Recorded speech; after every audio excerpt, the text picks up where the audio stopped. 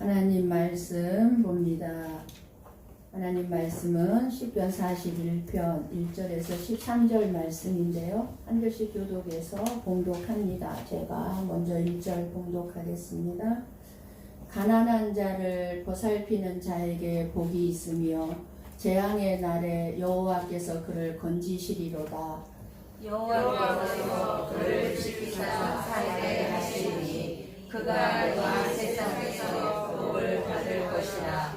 주여 그를 그 원수의 세대가 지키지 마소서. 여호와께서 그를 병상에서 붙드시고 그가 누워 있을 때마다 그의 병을 고쳐 주시나이다. 내가 말하기를 여호와여 내게 은혜를 베푸소서. 내가 주께 범죄하였사오니 나를 고치소서 하였나이다. 나의 원수가 내게 대하여 악담하기를 그가 어느 때에나 죽고 그의 이름이 언제나 없어질까 하며 나를 물어봐서는 거짓을 말하고 그의 중심에 악을 쌓았다가 나가서는 이를 널리 선포하며 나를 미워하는 자가 다 하나같이 내게 대하여 수군거리고 나를 해하려고 꾀하며 이를 약한 병이 그에게 들었으니 이제 그가 눕고 다시 일어나지 못하리라 하오며 내가 신뢰하여 내 떡을 나눠 먹던 나의 가까운 친구도 나를 대적하여 그의 발꿈치를 들었나이다.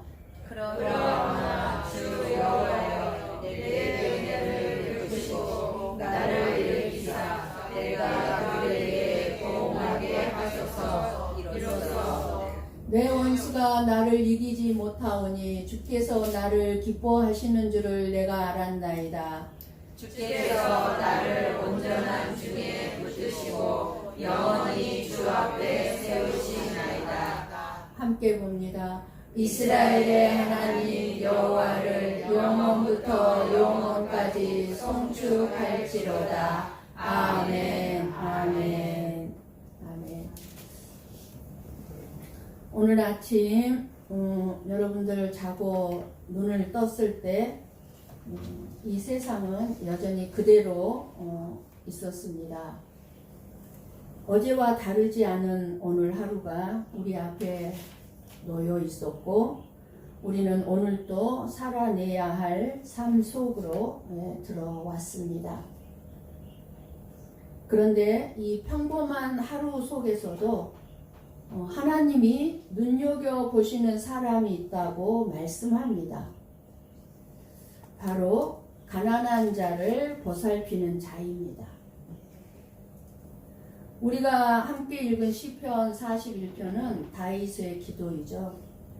그런데 이 시편 속에는 다윗을 넘어서 다윗보다 더 크신 분, 참으로 가난하게 되셔서 우리를 부유하게 해주시는 예수 그리스도의 모습이 담겨져 있습니다. 시편 41편은 복을 선언함으로 시작합니다. 가난한 자를 보살피는 자에게 복이 있으니요.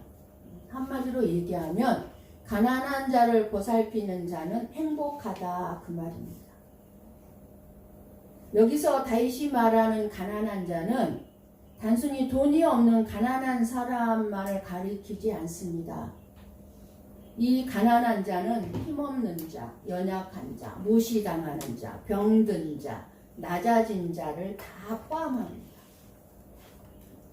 몸이 병들어 자리에서 일어나지 못하는 자, 사람들에게 잊혀져 버린 자, 세상의 논리로는 아무 쓸모없어 보이는 자, 그런 사람이 바로 여기서 말하는 가난한 자입니다.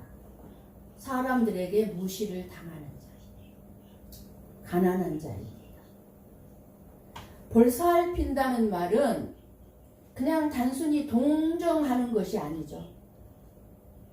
상대편의 형편을 깊이 이해하고 그 사람의 입장에서 그 사람을 생각하고 내 입장에서 그 사람을 생각하는 게 아니죠. 그 사람의 입장에서 그 사람을 생각하고 실제적으로 그 사람을 도와주는 삶을 보살핀다라고 하는 것입니다.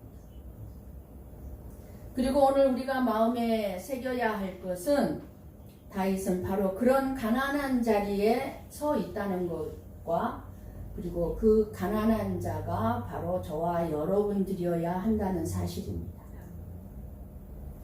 뒤에 이어지는 말씀들을 보면 다윗은 병들어 누워있고 원수들에게 조롱을 당하고 심지어 가장 가까운 친구에게 배신을 당합니다. 한 나라의 왕이 이렇게 가난하고 힘없는 자의 처지에 지금 놓여 있는 것입니다.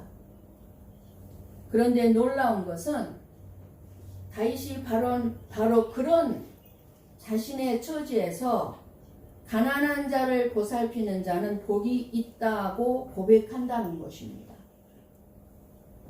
자기가 가난한 자였기에 가난한 자를 보살피는 것이 무엇인지 체험으로 알았던 다윗의 고백입니다.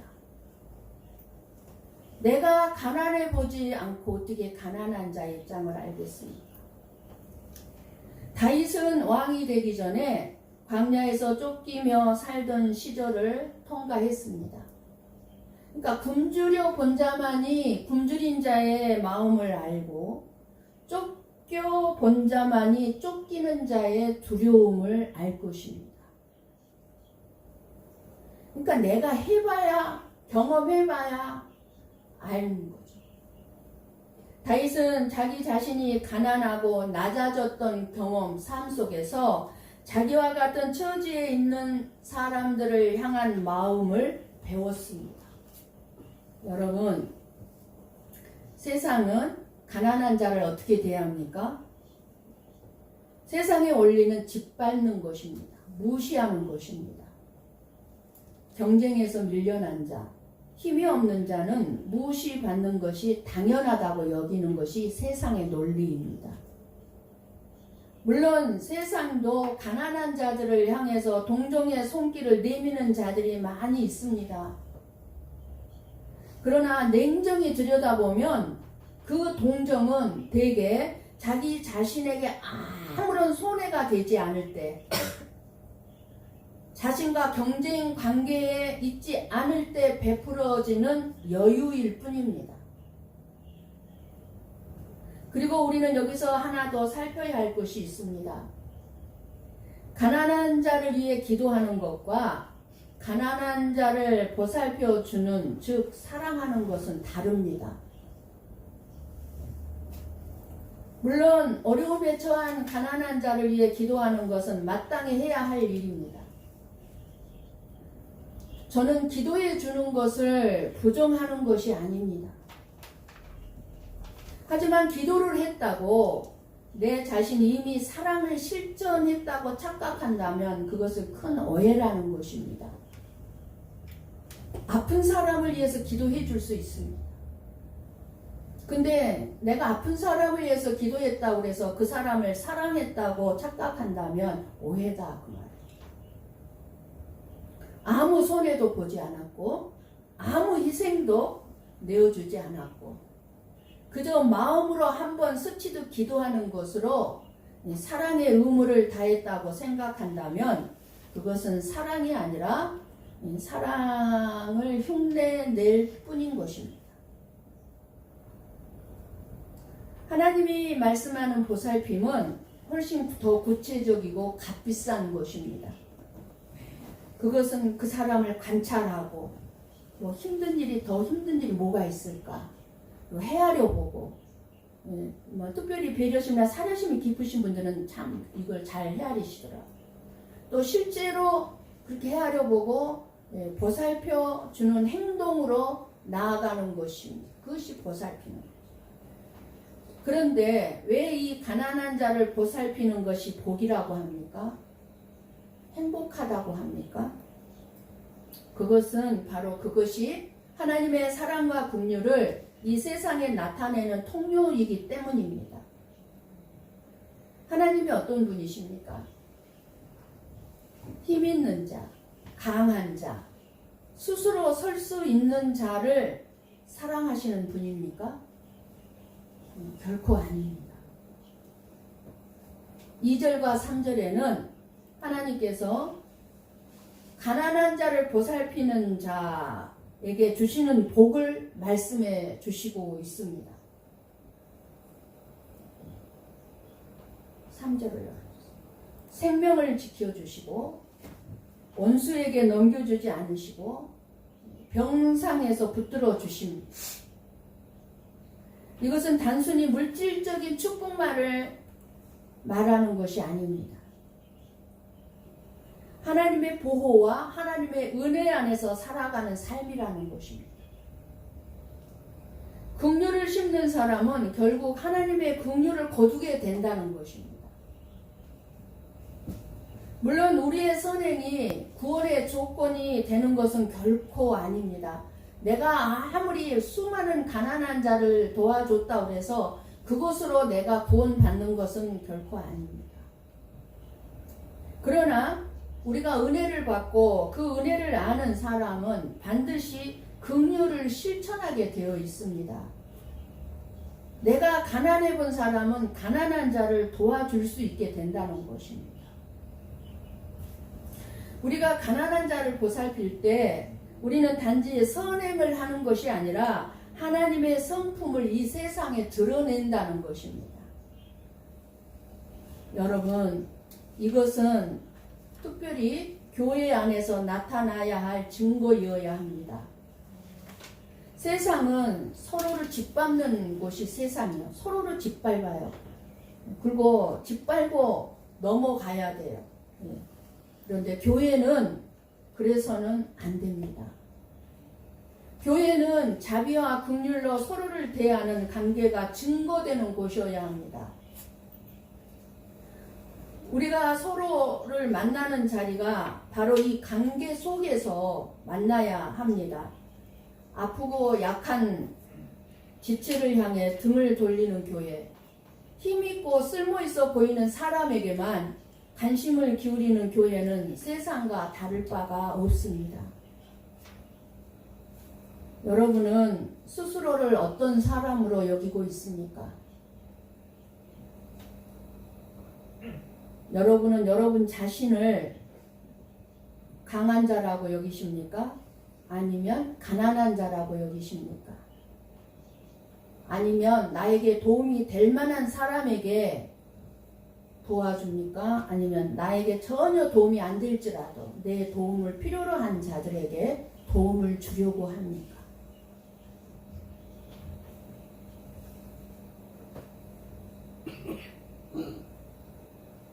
우리가 예수님 앞에 설 때 우리는 모두 다 가난한 존재일 뿐입니다. 예수님의 도움 없이는 저와 여러분은 단 한 걸음도 의를 향해서 나아갈 수 없는 자들이 바로 저와 여러분입니다. 우리가 스스로 부유하다고 스스로 강하다고 여기는 그 순간이 사실은 가장 가난한 순간인 줄 믿습니다. 오직 자신의 가난함을 깨닫는 자만이 참된 긍휼을 알고 참된 긍휼을 베풀 수가 있습니다. 이제 다윗은 자신의 상황을 구체적으로 고백합니다. 4절을 보면 4절에서 눈여겨볼 곳이 있습니다. 다윗은 자신이 가난한 자였고 뿐만 아니라 자신이 가난한 자를 보살펴 왔다고 말할 수 있었을 사람입니다. 자기 자신이 가난한 자였고 또 자기 자신이 가난한 자를 보살펴 주었다는 것입니다. 그런데 정작 자신이 어려움에 처했을 때 자기 선행을 내세우지 않습니다. 내가 그동안 얼마나 많은 가난한 자를 도왔는데 하나님 이제는 저를 도와주셔야 하지 않겠습니까? 하고 하나님께 따지지 않습니다. 오히려 다윗의 기도의 중심은 전혀 다른 방향으로 지금 향합니다. 어디로 향합니까? 내가 주께 범죄하였사오니 나를 고치소서 하였나이다. 다윗의 간구는 자기 공로가면 내가 얼마나 가난한 자를 도와준지 주님 아시잖아요. 그런데 내가 지금 가난한 형편에 처했는데 왜 나를 안 도와주십니까? 하는 것이 아니라 하나님의 긍휼을 향한 자기 죄를 봅니다. 이것이 저와 여러분이 가져야 할 참된 신앙의 자리인 줄 믿습니다. 우리는 종종 하나님 앞에서 무언가를 요구할 자격이 있다고 착각합니다. 어떤 사람이 그런 착각을 하겠습니까? 내가 이만큼 교회를 섬겼는데, 내가 이만큼 헌신을 했는데, 충성을 했는데, 봉사를 했는데 하는 마음이 우리 안에 스며듭니다.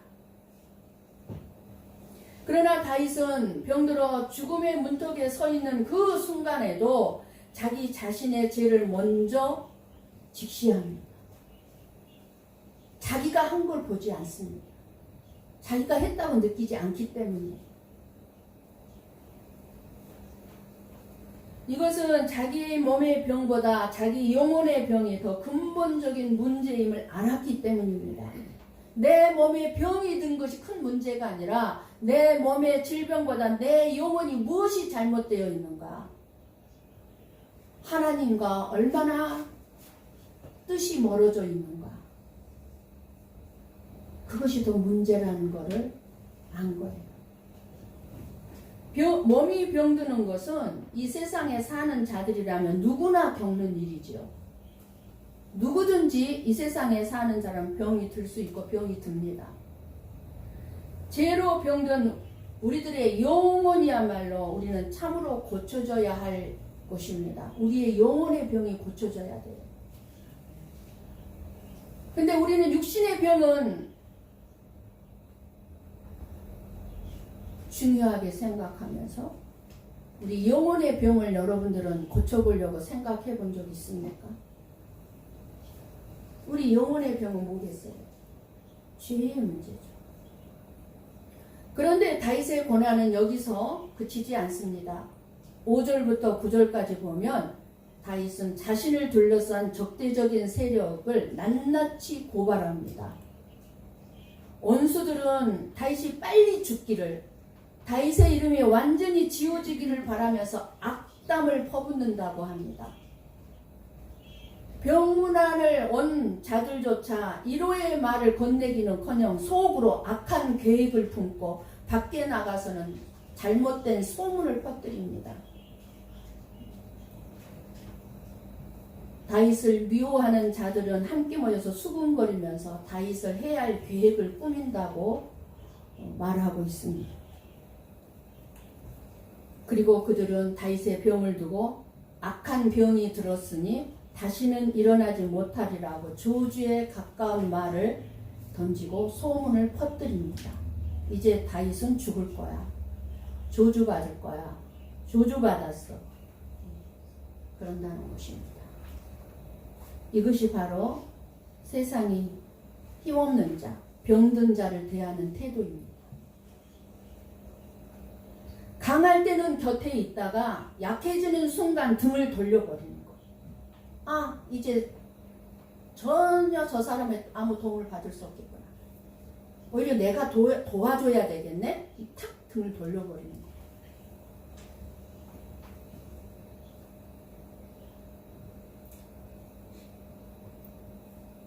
우리도 알게 모르게 이러한 세상의 풍조에서 결코 자유롭지 못할 것입니다. 우리의 마음속을 살펴보면 누군가 넘어지고 약해 있을 때, 병들었을 때 우리 안에도 은근히 그 사람을 판단하고 정죄하고 싶은 마음 혹은 거리를 두고 싶은 마음이 스멀스멀 올라올 때가 있지 않습니까? 그런데 이 배신의 절정은 9절에서 나타납니다. 9절을 볼까요? 같이 봅니다. 내가 신뢰하여 내 떡을 나눠 먹던 나의 가까운 친구도 나를 대적하여 그의 발꿈치를 들었나이다. 아멘. 낯선 사람이 나를 공격하는 게 아니에요. 나를 공격하고 대적하고 발꿈치를 든 사람은 누구예요? 가까운 사람. 그러니까 우리가 진짜 마음 아픈 거는 뭐냐면 내가 신뢰했고 내가 믿었던 사람의 배신이죠. 누구를 상징하겠습니까? 다윗이. 다윗은 아히도벨을 지금 생각하고 이 기도를 드리고 있는 거예요. 아히도벨은 다윗이 가장 다윗의 신뢰를 받던, 쉽게 말하면 다윗의 신하였습니다. 그러나 아들 압살롬이 반역할 때 압살롬 편에 서서 다윗을 배신했습니다. 함께 밥을 먹었고 함께 삶을 나누던 자가 등을 돌려 발꿈치를 드는 순간 그 상처는 이루 말할 수 없이 깊을 것입니다. 여러분, 우리는 구절 말씀을 읽으면서 자연스럽게 한 장면이 떠올리게 됩니다. 다윗보다 훨씬 더 크신 분, 참된 왕이신 예수님이 겪으신 그 밤 말입니다.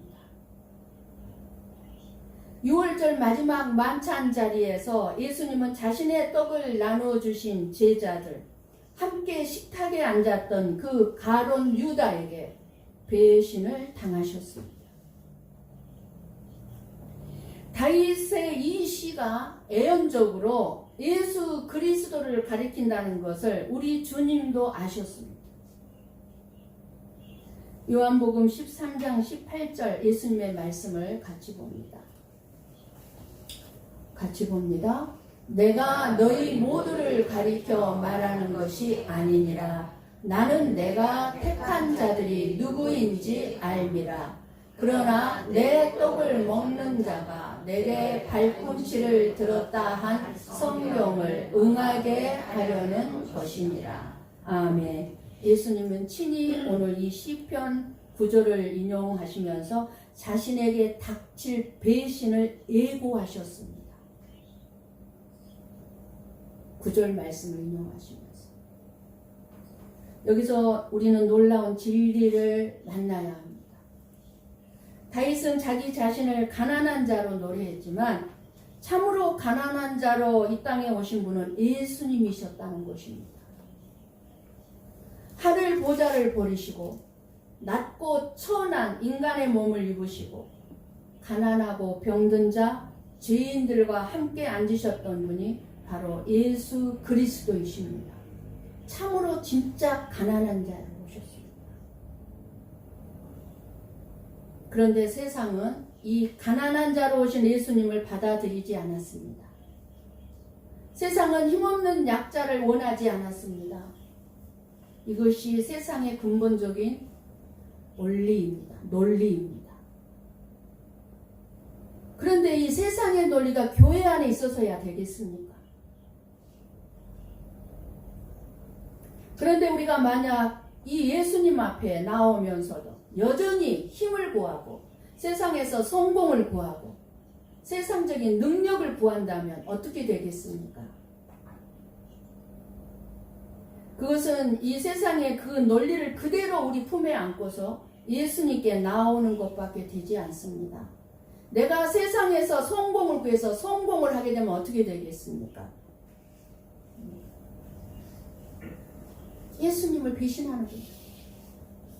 예수님께 등을 돌리게 되어 있어요. 위험해요.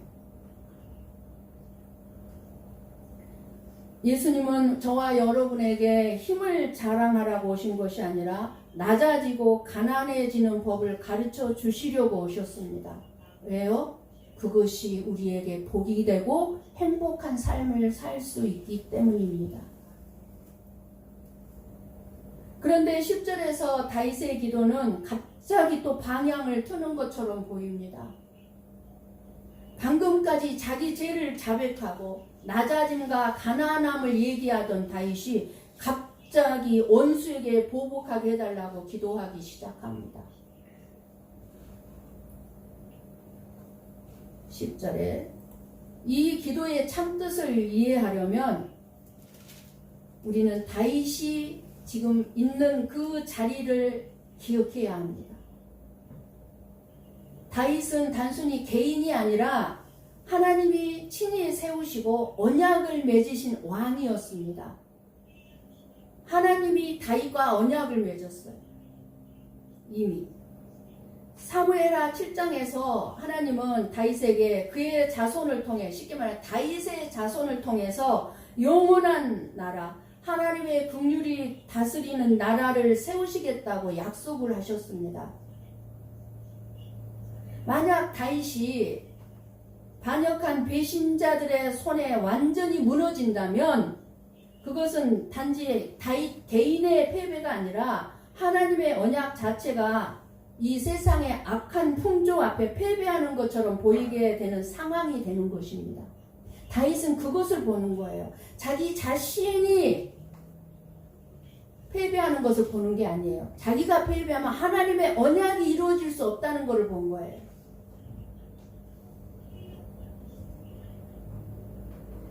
그러므로 다윗이 구하는 보응은 사사로운 다윗 개인의 감정의 복수가 아니에요. 내 개인의 저 배신자를 복수해 주세요 하고 기도하는 게 아니에요. 가난한 자를, 쉽게 말하면 예수님을 해하고 자기 이익만을 쫓는 악한 세력이 결코 최종적으로 승리할 수 없다는 것. 하나님의 언약으로 세워지는 긍휼의 나라가 영원히 무너지지 않는다는 것. 다윗은 바로 그것을 지금 10절의 기도를 통해 하나님께 구하고 있는 거예요. 하나님의 나라가 이루어질 수 있도록 보응하시라는 거예요. 나 개인을 일으켜달라는 거 아니에요. 하나님이 내게 언약하신 그 언약을 이루시기 위해서 보응해달라는 거예요.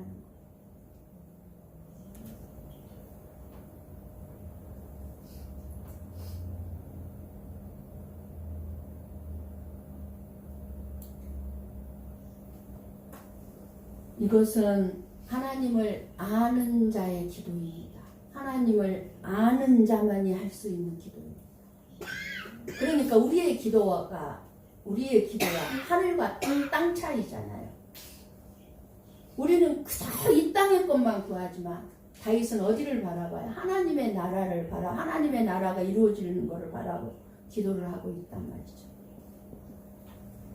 자기 자신의 억울함을 풀어달라는 기도가 아니라 하나님의 신실하심과 하나님의 나라가 이 땅에서 실현되기를 구하는 기도인 것입니다. 여러분, 우리는 얼마나 자주 우리 개인의 문제에만 급급해하면서 살아가고 있습니까? 하나님이 저와 여러분을 하나님의 백성으로 삼으시고 이 세상에 지금도 살 수 있도록, 살아갈 수 있도록 남겨두신 이유와 그 하나님의 큰 뜻을 깊이 생각하기보다 그저 오늘 하루 내 형편이 어떻게 되는지, 내 체면이 어떻게 서는지에만 몰두하면서 살아갈 때가 얼마나 많습니까? 그저 우리는 나에게만 중심이 돼 있어가지고 나만. 예. 내 체면이 구겨지는 거, 내 자존심이 상하는 것에만 급급해가지고 내 원수를 갚아달라고.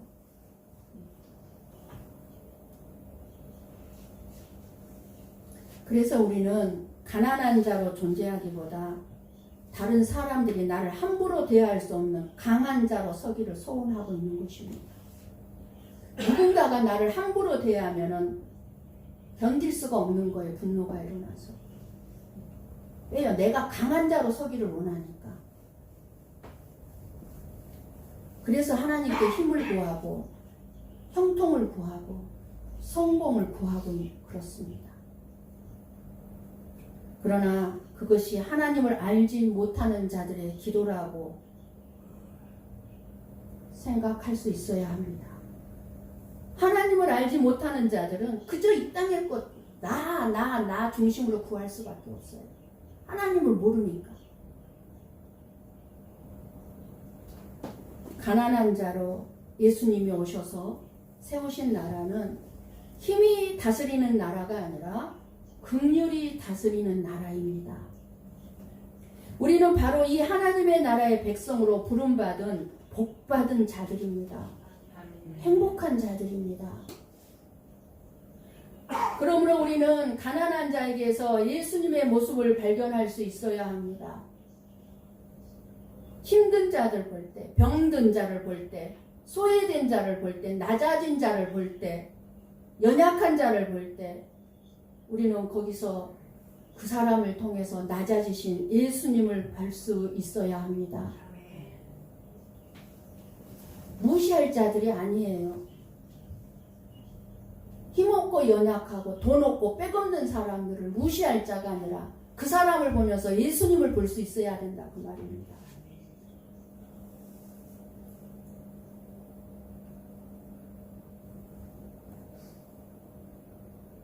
그리고 동시에 우리 자신도 그 가난한 자 앞에서 결국 똑같이 가난할 수밖에 없는 존재임을 절감해야 합니다. 나도 역시 가난한 자야 라는 것을. 솔직히 저와 여러분이 가난하지 뭐 가진 게 있습니까? 무슨 의가 있습니까? 그때 비로소 진정한 긍휼과 사랑이 우리 안에서 흘러나오게 됩니다. 우리가 이 진리의 복음을 진심으로 안다면 우리는 이러한 긍휼과 사랑의 삶의 모습을 위해 기도하게 될 것입니다. 그러므로 신자의 참된 기도는 세상의 힘을 구하는 기도가 아닙니다. 오히려 내 자신의 가난함을 알고 낮아지고 힘없는 자로 빚어달라고 구하는 기도인 줄을 믿습니다. 이런 기도는요, 세상 사람들은 결코 드릴 수 없는 기도예요.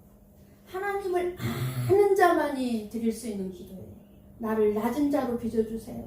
나를 가난한 자로 빚어주세요. 할 수 있는 기도입니다. 여러분, 저는 나약한 존재입니다. 여러분도 마찬가지입니다. 우리는 모두 병들고 배신당하고 넘어질 수 있는 가난한 존재들입니다. 그러나 우리가 의지하는 분은 전능하신 하나님이십니다. 1차적으로 가난한 자는 뭡니까? 힘없고 병들고 연약하고 가난하고 돈 없고 낮은 자를 돌보는 것이 복이고, 그런 자 가난한 자들이고, 그리고 우리의 연약함과 나약함을 아시면서도 우리를 버리지 아니하시고 오히려 참으로 가난한 자로 이 땅에 오신 예수 그리스도, 그분을 위해 살아가는 것, 예수님을 믿는 것이 가난한 자를 보살피는 자의 복인 줄을 믿습니다. 아멘. 진짜 가난한 자가 누구예요? 예수님이잖아요.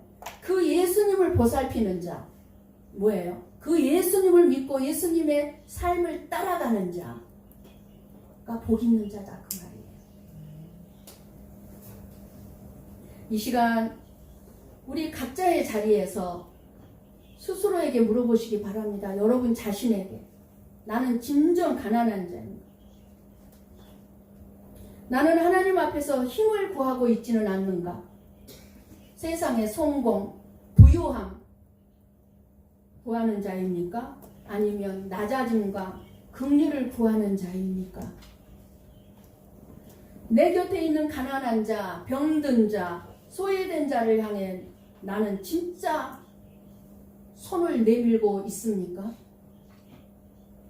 나에게 전혀 도움이 돌아올 수 없는 자, 내가 하나 베풀면 하나 받게 되면 그건 도와준 게 아니잖아요. 아무리 베풀어도 돌아올 게 전혀 없는 자,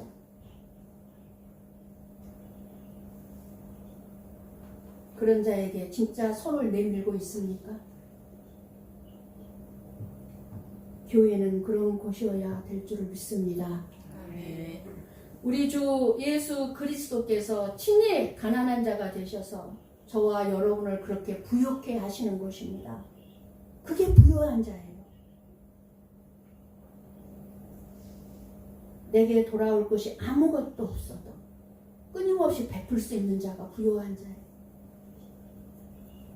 그 은혜를 힘입어 우리도 서로를 향해 여러분의 가정에서 그 긍휼의 나라를 이루어가는, 우리 고배 성복교회 안에서 그 긍휼의 나라를 이루어가는 저와 여러분이 되시기를 주님의 이름으로 간절히 축원합니다.